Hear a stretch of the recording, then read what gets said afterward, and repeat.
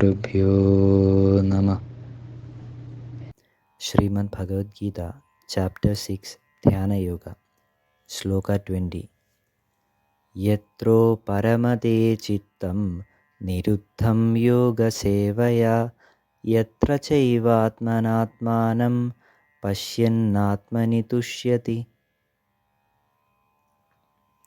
In what state, with the practice of yoga, the mind which is tranquil will go back towards the self itself, in which state by Atman, seeing that Atman, remaining in that Atman, stays happily. Sloka 21. Sukhamatyantikam yattad buddhigrahyamatīndriyam veti yatra na chaivayam stitaschalati tattvata. The one which is not of the subject of senses, the one which can be understood using intellect, the one which has not any break, what happiness exists, that is known by him in which state, while existing in which state is he not moving from the Paramartha Vastu. Sloka 22. Yam labdhva cha param labham manyate nadhikam tata yasmin sthido na dukkhena guruna vichalyate. After getting what? If the thinking comes that beyond that nothing is big, in what? When one exists permanently, even the greatest level of sorrow too, no movement happens. Sloka 23. Tam vidya dukkha samyogam viyogam yoga samyitam sanischayena yoktavyo yogo anirvinna chetasa. The condition of sorrow will be eliminated, and that is said to be yogam, should be known. That yogam needs to be in the most affirmed manner, with strength and without distracting the mind, should be joined.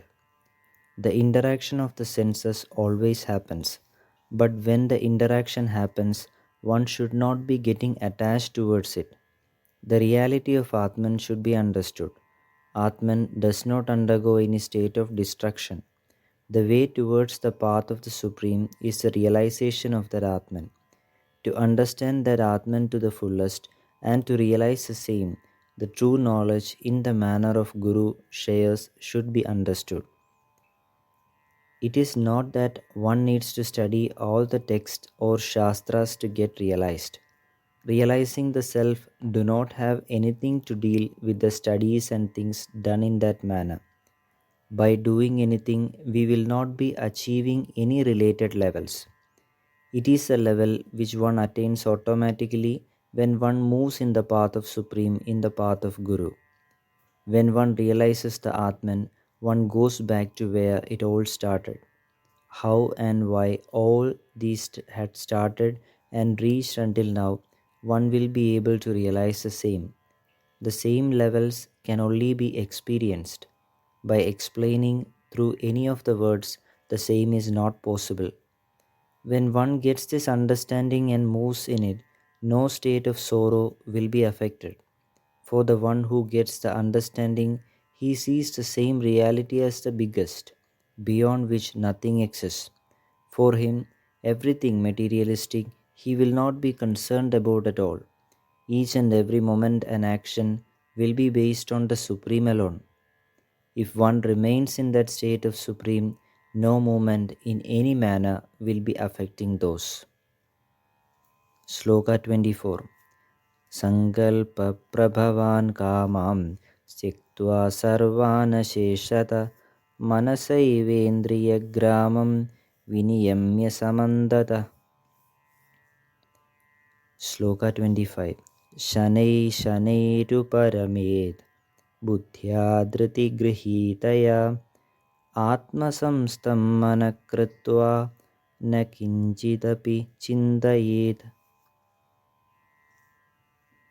All the karmas or attachments which comes out of the willful desires without missing anything, after everything is eliminated with the mind itself, after all the senses are kept away from the interaction of the surrounding with courage, with intellect, After making the mind affirmed in the Atman, slowly and slowly the same should be overcome.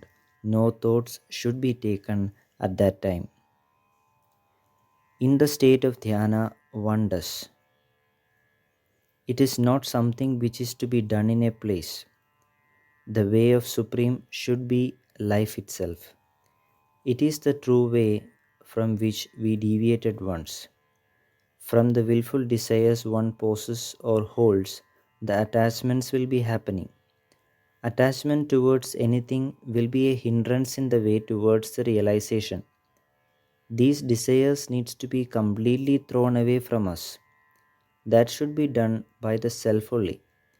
In what all we got attached to, all that levels should be eliminated or destroyed. The mind always plays its part as per the state in which we exist.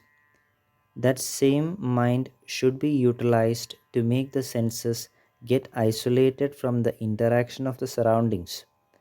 In the surrounding, what always exists is a way of deviation. How much we will get deviated, that much we need to straighten ourselves to come back to the path of realization. When we move in this manner, the courage in the self should be invoked.